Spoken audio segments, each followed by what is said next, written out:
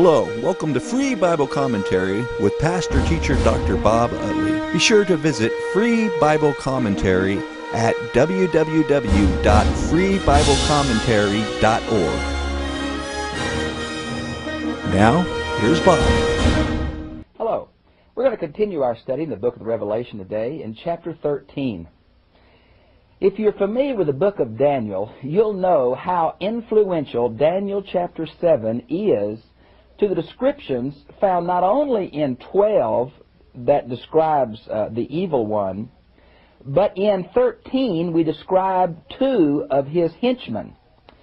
Now they have been variously described as the satanic trinity, and I think there's some truth in that, as we see Satan trying to parrot God, the beast from the sea trying to parrot Jesus because he's going to take the description of Jesus in 5:6. And the beast from the land, something like the Holy Spirit that tries to promote Jesus. Now, what we have here is a description in composite form of the 4 beasts of Daniel chapter 7 that, of course, correspond to the image of Daniel chapter 2. But they're combined into one to show its fearsomeness. We're obviously in symbolic language. I hope you're not expecting to see a leopard with bare feet and a lion's mouth, because you're going to be out of luck. But it is a way of I think, describing these series of anti-God world empires. I think in John's day it was epitomized in Rome. In Daniel's prophecy, it's epitomized in the Seleucid ruler Antiochus IV Epiphanes. I think in the end time, it's going to be epitomized by the one world government of the end time Antichrist. And so I do think there is some validity in seeing this first beast as a human society organized and functioning apart from God, and the second beast as false religion. Now, just to give you a kind of a hint, some commentators think that 666 may refer to Nimrod. And if that's true, who's the founder of Babylon, then we see why in chapter 17 we see Babylon as a great whore, which is typified of this anti-God world government. Now let's go to the chapter if we could then. By the way, I want to mention to you that as in all these chapters, the people who believe that this is to be fulfilled historically try to find examples in the Roman Empire. Those who believe it's going to be fulfilled historically, but at the end time, project all this out into the future. If you're looking for a good book that deals with the setting of first century Rome, this is the book of the Revelation in the Anchor Bible series. It's a very technical book, but it really deals extensively with some of the history that may be behind this chapter. Personally, I believe it is apocalyptic literature, was never meant to be taken detailed historically. Although some aspects may fit into that, that's not the ultimate purpose. But to see this anti-God world system developing. Okay, now, let's look then if we could. But I stood on the sand of the seashore. Now this "I stood" is very unfortunate. It comes from an inferior manuscript. It really is the last phrase of chapter 12. The better manuscripts have "he stood," meaning the dragon stood on the seashore to kind of rally his twin henchmen coming out, one of the sea and one of the land. Now, so I think it should be "he," and the manuscripts are so much better for "he." On the seashore, and I saw a wild beast. Now, this wild beast is going to be a composite, like I said, of Daniel chapter 7. I think this is the end-time Antichrist mentioned in 1 John chapter 2, verse 18, called the man of lawlessness by Paul in 2 Thessalonians chapter 2, verse 3. And I think depicted earlier in the book of Revelation, chapter 11, verse 7, simply they are called the beast. Now, coming up out of the sea. I think there are several possible backgrounds to that. Jewish apocalyptic literature and the rabbis have said that this refers to Leviathan and Behemoth.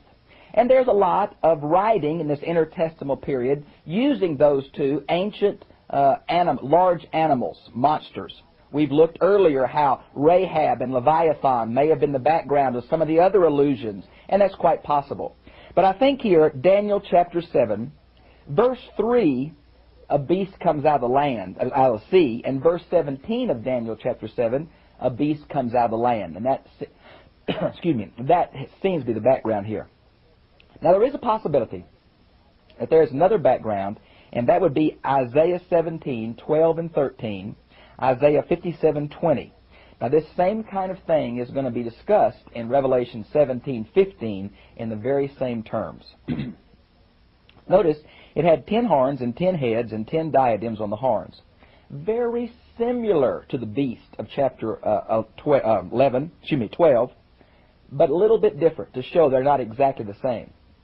Now the 10 horns is a sign of power, and obviously goes back to Daniel 7. And the 7 heads might be just the place the 10 diadems fit on. So it's obviously a very satanic beast with great power. Notice it had blasphemous titles. This is Daniel 7:25. Many of these blasphemous things are mentioned here.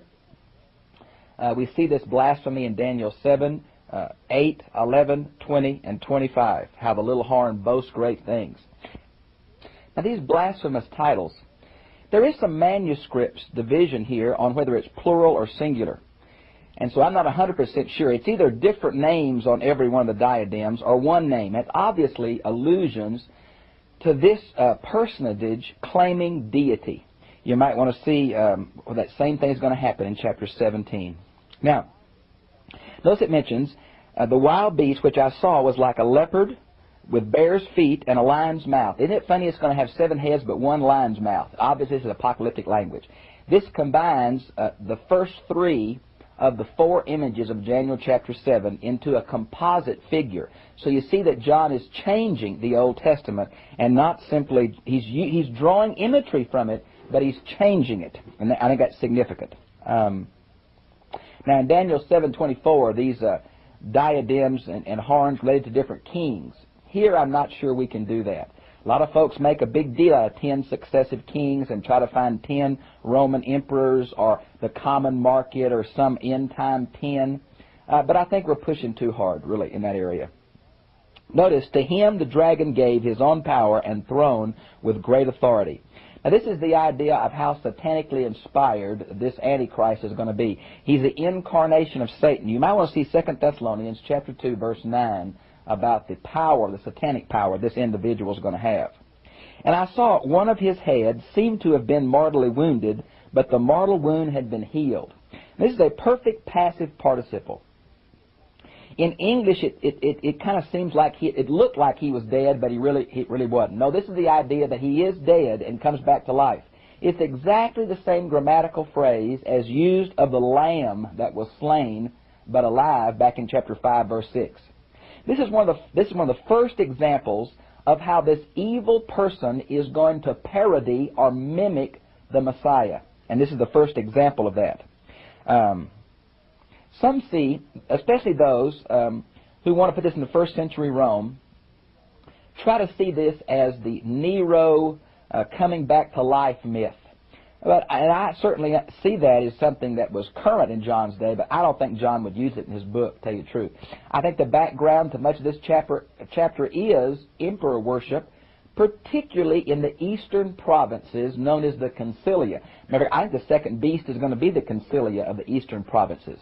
This emperor worship was really resisted by most of the early Caesars. The first one to really get hung up on it was Caligula. Nero was kind of caught up in it, but nothing like Domitian is going to be. And so I think that probably is the background in John's mind, but I think it's going to be focused personally into a future end-time Antichrist. Now, notice where it says it had been healed. As the first one is a perfect passive participle. This is aorist passive indicative. He has been brought back to life. And the whole world was amazed. Now the word amazed here means amazed in the sense of admire. Now this idea about signs and wonders and amazing the whole world is going to be used particularly in the second beast, of how he's going to do wonders and wow men. There's something of the parody here of the 2 witnesses back in chapter 11, verse 6.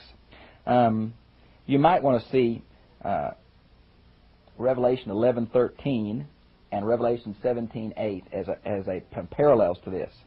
Notice in verse 4 it says, worship the dragon. Now the dragon is Satan. See chapter 12, verse 9. And also worship the wild beast. This is not primarily political power. There is a spiritual element here. The dragon wants worship. If you go back to the temptation experience of Jesus, that's what Satan wanted from Jesus. The devil is out to take God's place. That seems to be the whole thing of the fall. If you can see Satan behind the king of Babylon, the king of Tyre in Isaiah 14 and Ezekiel 28. I think you can. Notice it down here it says, who is like the wild beast? And there are two possibilities. If you see Leviathan as the background to the dragon, this may be an allusion to Job 41, 33 and 34, where it says, who is like Leviathan? But if you see it as a parody of God again, and the phrase in the Old Testament, who is like Yahweh? Then you go back to Exodus 15:11, Psalms 35:10, and you can see the background to this concept of the parody of evil of good. Now in verse 5, but there was given to the wild beast a mouth. Now this whole concept of was given is very significant here. In verses 5 through 7, it's said 7 times. It appears again in verses 14 and 15. Now, was permission given by the devil to the beast? Yes, that is the immediate context. But behind the immediate context is the idea that God the Father allowed the devil to have this power and to give it to the beast. So there's something here of God in control of all history, even evil. Now, this blasphemous words, exactly what is that? Well, I'm not sure. It's obviously Daniel 7, 8, 11, 20, and 25. Some see it in 1 Thessalonians 2:4, where he claims to be God, and that's the idea of blasphemy having religious connotations. And permission to wield his authority 42 months. That goes back to Daniel 7:25. I've listed that for you in numerous programs about how often this 42-month period is mentioned, at times and a half times. Obviously, half of 7. It seems to me to be a symbolic number for the period of persecution. Now in Daniel, it speaks of the period of Antiochus Epiphanes. I think in Jesus' words in Matthew 24, Mark 13, Luke 21, it spoke of the period where the army of Rome under Titus would destroy Jerusalem. I think obviously in this period it was something of the reign of Domitian in John's day. I think in the future it's going to be the period of aggressive tribulation and persecution that precedes the second coming. Many people in here see Jesus' words in Matthew 24 about the abomination of desolation, which seem to apply to Titus in Matthew 24, now applied to the Antichrist. Now, notice where it says, and he opened his mouth to blaspheme against God, his name and his dwelling place. There is some doubt there in the Greek text about the number of kais or ands in there. We're not sure if it's 3 different groups or just one group connected, but obviously this person is against God and all that God stands for is and all of God's people. Verse 7, permission was given him, and there's that idea that God's in control again, even if the evil one is the one giving the beast this permission, to make war on God's people. Oh my! Well, that goes back directly to Daniel chapter 7, verses 21 and 25 again. You say, why? Well, we don't know. We're never told. There is more going on in the spiritual realm than we understand. But friends, we know the nature of God. We know the heart of God. We know the love of God. Though we don't understand, we can trust Him in the midst of it. It won't be permanent. They can't take away our salvation. But the saints, though protected with a seal, are going to have to die and be hurt. God help us. And to conquer them. Authority was given him, there it is again, over every tribe, people, language, and nation. Now, in my opinion, this is why this is much wider than just first century Rome. Rome wasn't the whole known world of that day, and this seems to be a worldwide kind of thing. So I am a futurist. I believe this is end time. Now, in verse 8, and the inhabitants of the earth, whose name from the foundation of the world has not been written in the slaughtered Lamb's book of life, will worship him. Notice that only those who are unbelievers will be tricked by all this. Now, let me go through this a little bit at a time. The inhabitants of the earth is that phrase used so often in the book of Revelation to always refer to the unredeemed. Notice where it says, has not been written in the slaughtered Lamb book of life.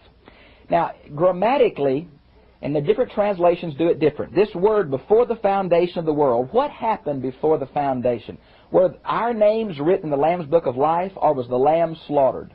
Well, now, the Revised Standard Version says that our names were written in the Lamb's book of life. Before the foundation is the key, and they go to Revelation 17:8 for a parallel. Now, the Authorized Version says, no, it was Jesus that was slain before the foundation of the earth. And they go to 1 Peter chapter 1, verses 19 and 20 for a backup. Now, I think really it probably refers to Jesus being slain, because that's the whole key. But the idea of our names in the Lamb's Book of Life is in chapter 17:8. Now, this little phrase, before the foundation of the earth, is very interesting. It's used several different times in the Bible to show us some things that happen even before creation. Matthew 25:34, John 17:24, 1 Peter 1:19 and 20, and Ephesians 1:4. A phrase very much like it is used to describe other events that happened from the very beginning. Matthew 13:35, Luke 11:50, Hebrews 4:3, Hebrews 9:26, Revelation 17:8. You might want to look those up. There's a great blessing in knowing what God has already done for us. And this little catchphrase, I think those who knew their Bibles would pick up on that and realize all that God has done for them. Now, the deal about a slaughtered lamb. We found that so often, first back in chapter 7, verse 14, then in chapter 12, verse 11. It's the blood, it's the sacrificial death that is so significant. That phrase about Jesus' death and His cross and His blood and His sacrifice is used over and over and over and over, that concept, in the book of the Revelation. It's the key theme of how the saints have overcome. Now, the book of life goes back to Daniel 7, chapter 10. I also think in Revelation, chapters 20, verses 11 through 15, particularly verse 12, we see there are two books of life. Now, these two books of life, I think we need to recognize how they're used. I have a list of them back here I want to turn to. Now, the book of life, of course, is the book of the redeemed. We see that in Exodus 32:32, Psalm 69:28, Daniel 12:1. We see it in Isaiah 4:3, Luke 10:20, Philippians 4:3, Hebrews 17:23, Revelation 13:8, 17:8, 20:15, and 21:27. Now, the other book is known as the book of deeds, the book of remembrances. Psalms 56:8, Psalms 139:16, Isaiah 65:6, and Malachi 3:16. These two books are going to be the basis upon which men are judged. Now, notice where it says in the next verse, if anyone has an ear, let him hear. It's a very important phrase. We see it in chapter 2, verse 7, verse 17, 3:6, 3:13, 3:22. It's repeated in the letter to the seven churches. Why? He's saying, now look, think clearly what I'm saying. There's been much discussion about exactly what verse 10 is all about. Some translate it very, very different. The Williams translation that I use follows the King James and says that both phrases refer to the persecutors. And I think there's some real truth in that. Others have said, no, the first, or this Revised Standard Version, says the first refers to the persecuted and the last refers to the persecutors. This has been used to say that Christians shouldn't resist evil in the world.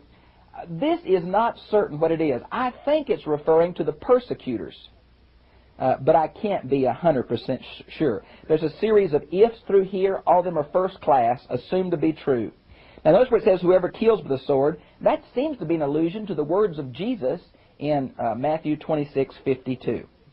Now it closes with this. In this way will be shown the patient endurance and fidelity of God's people. Oh, this reminds me of back in chapter 12, verses 11 and 17, and particularly in chapter 14, verse 12, where it kind of defines what God's children are. Well, they're one who have been redeemed by the blood of the Lamb and have accepted the testimony about Jesus. Not only that, but they've obeyed the command. So I think these three verses really are an emphasis on believers. And of course, for me, I think it's the New Testament people of God that we would call the church. Now in verse 11, we have the second beast comes out. Some see the first beast is the world government of Rome. I think that goes back to Babylon, going to be used in chapter 17, and the image of the coming kingdoms in Daniel 2. Now they would say that's imperial Rome, and this is religious Rome. There's some truth in that, for I think this probably does represent the concilia in John's day, that arm in the eastern provinces that pushed emperor worship and enforced it if someone wouldn't do it. I think in the end time there's going to come something quite like this. And I do see personally a satanic trinity here because there's so much parody between what God's trying to do and what the devil's trying to do. Now, then I saw another wild beast coming up out of the land. That goes back to Daniel 7:17. Now some say these two beasts are to mimic the two witnesses of chapter 11. Now there may be some truth in that, because he's going to call down fire from heaven, which sounds just like what Elijah did back in 1 Kings 18:36, and what the two witnesses are described like back in chapter 11, verse 6. So that may be the background. Now here it goes. He had two horns like a lamb, obviously another parody of Christ, okay? And he spoke like a dragon. There's his true nature. And he makes the earth and its inhabitants worship the first wild beast, whose mortal wound had been healed. Sounds kind of like a parody of the Holy Spirit, who points men to Christ. This second beast will point men to the first beast. Now, notice where it mentions, he exercised the full authority of the first wild beast in his presence. He's not a competitor. No, he is someone who's going to facilitate. And he makes the earth and the inhabitants worship the wild beast, whose mortal wound has been healed. Verse 13. He performs great wonders, present tense, over and over. Now these great wonders are going to cause the world to believe in him. Some have said this is another example of how the two witnesses back in chapter 11, the whole world was awed by their wonders. But now this wild beast is going to do signs and wonders and lead these fickle people to the worship of the beast. Well, I think it's a good example of something we need to hear in our day when we're so concerned about miracles. In Matthew 24:24, it says in the end time are going to come those who can do signs and wonders. You might want to see Mark 13:22. You might want to see 2 Thessalonians 2:9-12. And in the Didache, chapter 16, verses 3 and 4, talks about that at the end time is going to be not only an intensification of evil, but an intensification of miracles done by these false prophets. Matter of fact, this wild beast from here on out is called the false prophet in the rest of the book of the Revelation. 16:13, 19:20, and 20 verse 10. He calls down fire from heaven. He leads the inhabitants of the earth astray because of the wonders he is permitted to perform. Now he's going to get a statue that looks like the beast. He's going to impart life to it, and the statue is going to say that everybody who doesn't worship me be killed. Now, is this a real miracle of giving life to something? Well, I think only God has that power. So it's either a trickery, it's a ventriloquism, or there is some real power in evil. Now, I think both are true. I don't think evil is as powerful as God, but I think Satan does have tremendous power. And so, now, to bring something to life, I think it's a trick. I don't think Satan has that power. Notice that the saints are going to be killed if they don't have this mark of the beast mentioned in verse 16. Now this word mark means an animal brand. Now back in this first century, we know that slaves were branded, and sometimes soldiers took on a tattoo of their general. But some say because it's on the forehead, it's maybe a way to mimic the Jewish use of phylacteries. I'm not sure. Now some say it's just the number of this beast. Now this is very interesting. Notice down in verse 18, we get into this number of this beast. It says, "For its number of a certain man." Now I think we've been a little taken off when we say a certain man. We're looking for a proper name. Seems to me the text means the kind of man this is. Now, if you take this, they call it gematria, this number trickery, and the closest we can come is Caesar Nero, written in Hebrew with a variant spelling. Now, it gets pretty tough. I think that's really kind of fanciful. I really think if you add up the numbers for Jesus, you get 888, which is one better than perfection. If you add up the number of men, it's the idea of 666, which is powerful, but one less than perfection. And so I think it kind of shows it's a number for the world governments. They look powerful, they look strong, but they really fall short. And I think that's what it is, more than just trying to figure out who this is. Now, some manuscripts have 616, but I'm going to tell you the better ones, P47, Aleph, A, and P, all have 666. And I think that's true. Now, there have been some say that Caligula fits this. The first one really talked about this was Irenaeus, and he thought it meant a Latin term for the Roman Empire. Now, that may be very true. He also said that he knew about some manuscripts that had 616, but he said those who knew John face to face had 666. And so he kind of brings some help on that. I think sometimes if you ever get many of these big commentaries that show you all the interpretations through history, it'll amaze you at how we've tried to put this on different individuals through time. It seems to me we're always trying to force the book of the Revelation into our historical circumstances, our cultural setting. And we get the wildest interpretations. I don't think God's trying to hide truth from us, but this book is written in a way to describe, I think, end-time events in light of first-century events. So one reason we don't fully able to explain or interpret this is because we don't have the proper setting yet. Now, we can see it in Rome somewhat, but I think when the last generation finally arrives, that some of this very symbolic language will begin to make more sense to those Christians. Because throughout this chapter it kept saying that the beast and his henchmen are going to trick everybody in the world except the believers. Matter of fact, in Matthew 24 it talked about these signs and wonders would lead people, even the elect, astray if possible. But God's people are going to